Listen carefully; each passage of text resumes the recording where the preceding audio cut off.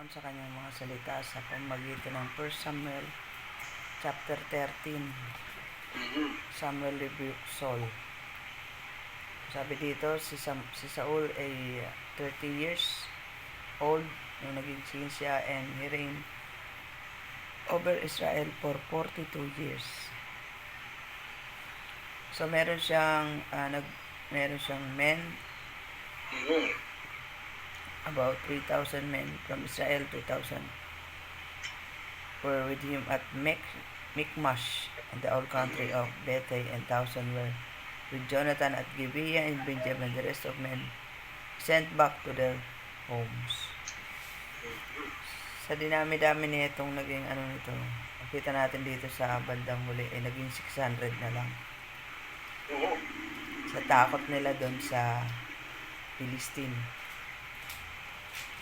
Pero nakita natin yung katapangan dito ni Jonathan. Yun. Na kung saan ay may good report.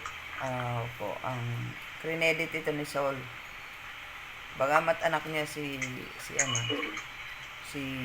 Jonathan, pero hindi niya to binigyan ng dito. Mas credit niya sarili niya rito. And dito naman sa siyempre nagkaroon ng yung mga Philistine. So ngayon medyo na-alarm sila. And then si Saul naman ay nagkaroon ng natakot siya dun sa nakita din niya. Even though hindi naman dito, but nagkaroon siya ng dun sa mga Philistine, na kung saan ay nangamba rin siya. Kasi naghihintay siya kay Samuel, hindi pa dumarating. Pero ang usapan nila ay 7 days. Dahil doon ay nagpasya siya na gawin yung hindi naman dapat niyang gawin. So yung ritual doon sa paghahandog. Anong nakikita nating aral dito? Nakikita natin dito, we are guilty of charge dito eh. Kasi minsan, sabi nga ni Brother Rodel kanina, may mga pagkakataon na pinangungunahan natin ng Panginoon. May mga pagkakataon na hindi ang tao mahirap maghintay, mainipin. Katulad na lang sa pagdating ng Panginoon, di ba? Na sinabi din doon sa 2 Peter na kung saan ay minamak ng ibang tao yung asa na yung Diyos no, akala ko darating na siya, diba? So dito makita natin dito ano nga ba yung tinuturo ng Panginoon sa atin dito is to learn to wait for His promises. Taste lang. Nakita niya medyo nababagabag na siya dahil ang dami na nito at may mga charges pa, diba? So naligalig na siya. Instead of praying God, nagdesisyon siya ng pansarili niya na ito na yung gagawin ko, tagal-tagal na ito ni Samuel. Minsan nakakalimutan ng mga tao, ng mga Kristiyano lalo na, that kahit na sila ay leader ng church, merong mas mataas sa kanila na dapat pa rin sila mag-submit. Ang katulad kay Samuel, si Samuel, inatasan niya ng Panginoon sa isang mahalagang bagay na gagawin niya, sagrado. At hindi lamang siya isang judge, kundi isa rin siyang priest, na kung saan siya yung dapat gumawa ng mga bagay niyon. Yun ang minsan nakakalimutan ng tao. As a leader, gusto na nilang pangunahan yung mga assigned or the appointed pastor dun sa isang congregation, na kung saan ay leader naman ako eh. May karapatan lang akong gawin tong mga bagay na to. Pero nakakalimutan mo ba na may nilagay ang Panginoon dyan over you? And I witnessed that already. Kaya ako na-relate dito sa topic na to. Kasi akala mo leader ka na, akala mo ka na, pero kailangan nga ba mag-submit sa iyo yung senior pastor mo? Yun ang malaking question mark. Kailangan ba? Ito po ba? So, kahit na leader ka ng church, kailangan mo pa rin mag-submit doon sa inilagay ng Panginoon na mamahala sa'yo. Sabi nga, di ba, submit the authority. And yung pag-submit kasi, isa yun sa itinuturo din sa atin ng Panginoon. Maging sa pamahalaan, itinuro ng Panginoon sa atin yan. To submit the authority. And ipanalangin natin. May problema ka ba dyan? Panalangin mo, di po ba? And ito yung nangyari sa kanya rito, nauna siya na gawin yung mga bagay niya. Kasi nga, king siya eh. Hari naman ako eh. Di ba? Yun minsan ang pagkakamali ng isang tao na meron naman akong karapatan na gawin ang mga bagay na yan. Pero, ang tanong, naka-align ba yan sa kalooban ng Panginoon? Iyan ba talaga ang sinasabi ng Bible? Di po ba? So, kailangan mo pa rin tingnan na merong mas mataas sa'yo na kailangan mo rin mag-submit doon sa ibinigay ng Panginoon na yun. And also, kahit na ang mga pastors na kung saan ay sila yung nandyan, ay kailangan pa rin nila mag-submit sa Panginoon. Tama po? So, lahat meron. Nasa ilalim lahat ng kapangyarihan ng Panginoon yan. So, magsasubmit tayo doon. Yun ang And ito yung hindi ginawa ni Saul. And ito pa ang nakakaano sa kanya sinisi pa. Kasi ang tagal mo di ba? You have not command the Lord your God gave you. But now you are king. I have not sought the Lord prayers. I thought come replied after the burnt offering. No, the Philistine. So, yun nga, na na siya, di ba? Ang tagal mo kaya ginawa ko na itong mga bagay na to kasi dumarami na sila. Nagiging nawala na rin yung mga tao ko. To encourage them, paano ko ma-encourage sila? Diba? Na lumaban pa, wala nga tayo. Yun lang, yung baparaan, diba? Minsan nakikita natin yung ng isang na to, na hindi talaga siya, nakita natin si Saul, hindi talaga siya godly, leader. Ungodly siya. Kasi, instead of praying God, instead of encouraging the people na magtiwala sa Panginoon, kahit na wala pa si Samuel, ay hindi niya ginawa yon, but instead siya sa sarili niyang kakayanan. Yun ang niya. Kasi siya dahil wala na nga mga tao wala na, nag-aalisa na isa-isa. Pero yun ay nakalimutan niya na mag-trust sa Lord at ma-encourage niya yung mga tao niya doon din sa action niya. Na kung saan yun ang inaano ng Panginoon na taliwas talaga siya kay David. Yun. And makita rin po natin dito yung sa Israel without weapons. So Saul and his son Jonathan and men with them were staying in Gibeah and Benjamin while the Philistine camp at Michmash. Raiding parties went out from the Philistine camp and 3 detachments. One turned toward Ophrah and the vicinity of Shoal, another toward Beth Heron, and the third toward the border land overlooking the valley of Sivoim, facing the desert.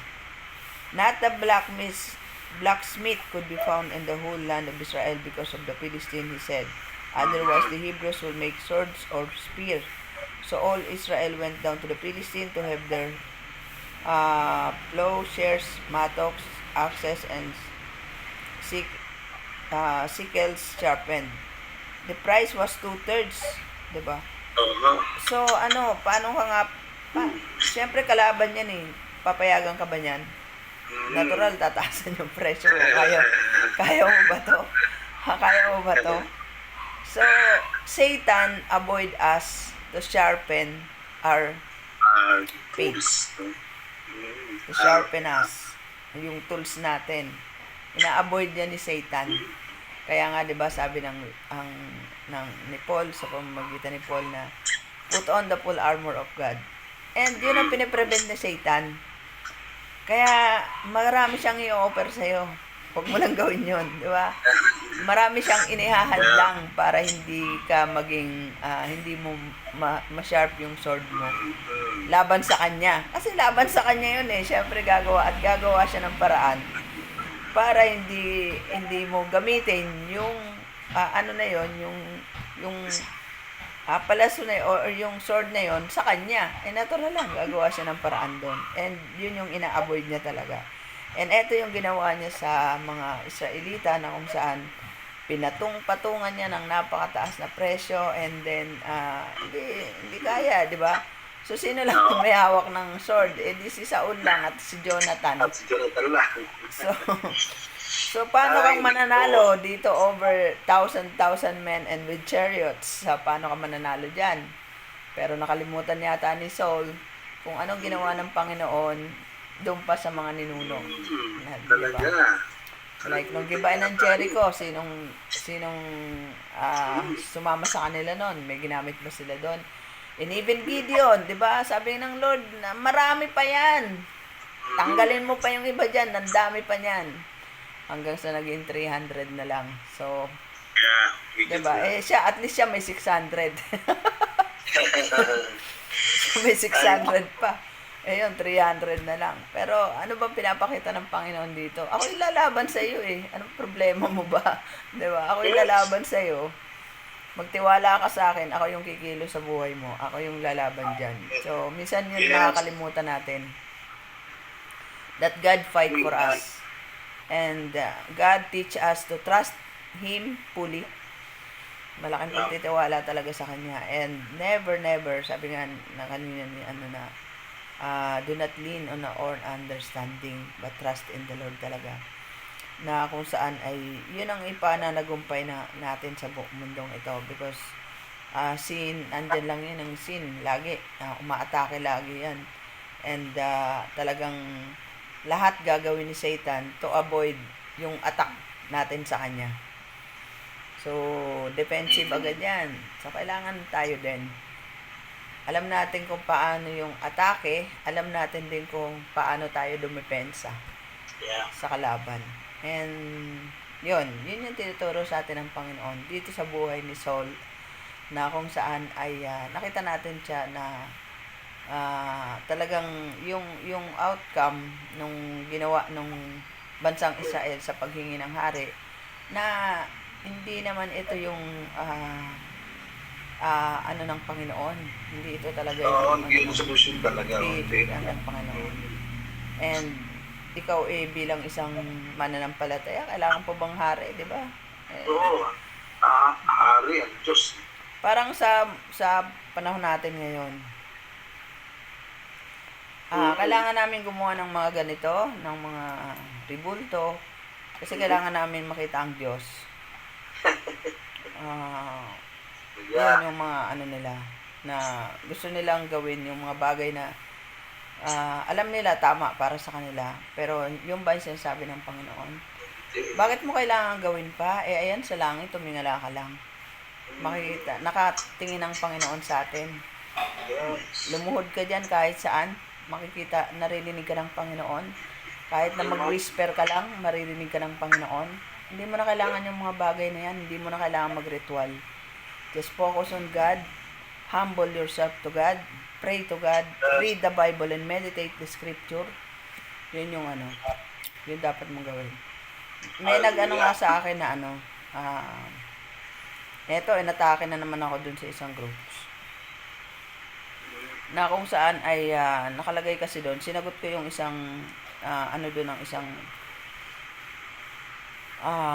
commentary, nag-post na kung saan ay sa history nandun yung mga mababasa naman sa history kung anong meron noon, 'di ba? Kasi nasa history ang mga Roman Catholic and the mga saints, 'di ba po?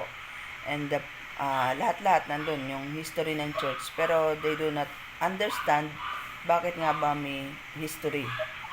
So, history is history, sabi kong ganun. And Word of God is different from the history. Sabi naman ng isa, ang Biblia ay history. No, it is narrative. It's different from the history. God allow history, yes. Bakit nandun nababanggit yung mga nangyari nung unang panahon? It's because sa katigasan ng ulo ng tao.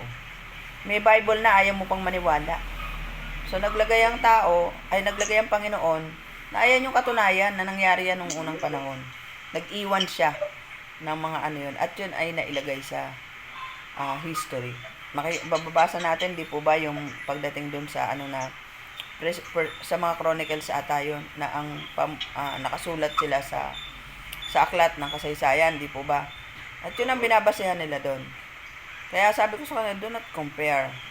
Do not compare the Bible dun sa history. Bible is Bible, history is history. It's different. So, yun. Mahirap silang paliwanagan kasi, yun nga. Pero, ang ano natin doon, ang motive natin doon, to encourage them na magbasa ng Bible. And, ayun pa isa, may nagsabi pa sa akin, ang Bible daw kasi ay full of misery, prophecy, and parables. Totoo naman yun. Sabi kong ganun. Kaya nga, ask wisdom to the Lord. Ask wisdom to the Lord. And yung parables, ginawa ng Panginoong Hesus yun doon sa mga Pharisees and Sadducees na ayaw sa kanyang makinig, ayaw maniwala sa kanyang sinasabi. Kanina niya pinaliwanag yun sa mga disciple niya. Totoo yan. Parables, maraming parable. Kasi nga, doon yun sa matitigas ang ulo. Munti ko lang sabihin like you. Parang gusto ko lang sabihin like you. Matigas ang ulo mo, ayaw mo man. So, parables, ginawa yan para ano dun sa mga taong ayaw mo. And, prophecy, yes, prophecy. And, sabi ko naman sa kanya, yes it is. And, what is the problem of that? Po ba? Wala namang problema dun. Ang problema dun, humingi ka ng wisdom sa Lord. Kasi, that parable, that prophecy, that misery na sinasabi mo, you understand that. Kapag nag-ask ka sa wisdom. And I don't know what, yung magiging ano nila dun. Yun yung mga inaano ko ngayon, yung ano nila sa mga atake nila. Kaya, ang goal ko dun is to, ano sa kanila yung ano ba yung katotohanan. Yeah. Kasi, itong mga grupo na to, iba-iba yung, napakataliwas talaga po ng kanilang mga sinasabi tungkol dito sa yung interpretation ba. Napakataliwas po talaga. Kaya, ang dalangin ko sa Lord, hindi naman ako nakikipag-argue sa kanila in a nice way. I told them about dun sa kanilang mga sinasabi. Pero sana maintindihan nila yung ano, kasi yung atake nila hindi kapag hindi malayo na dun sa inaano nila, gusto nilang malaman, hindi ko na sinasagot kasi talagang sarado na yung isip mo, and I pray for you na lang. Hindi ko kailangan makipagdebate sa iyo at makipagtalo. Tapos na yung sinabi ko yung katotohanan sa iyo, and kapag hindi ka pa naniwala diyan at sinabi ko na sa iyo, basahin mo ang Bible, ask wisdom to God. Hindi ka pa naniwala diyan, bahala ka na sa buhay mo, di ba? Ang tigas ng ulo mo eh. Iyon yung dahilan ng Panginoon. Kasi ang tigas ng ulo ng mga tao. Ito na nga yung Bible, ito na yung sinasabi ng Panginoon, but they still lean on their understanding and lean on their own works. Yun. Kaya, ito si Saul, ganun na ganun ito. Ganun na ganun yung ginawa niya sa sarili niya. Kasi king na siya eh. King na ako, may karapatan akong gawin to. King ako, may diba? Yun na yung nasa isip niya. So, yung pride, may pride na siya as a king. Nandun na yung pride niya. Eh, nakalimutan niya na si Samuel, kailangan pa rin siya mag-submit kay Samuel. Because Samuel ay itinilaga ng Panginoon dyan sa napakahalagang gawain at napakabanal na gawain.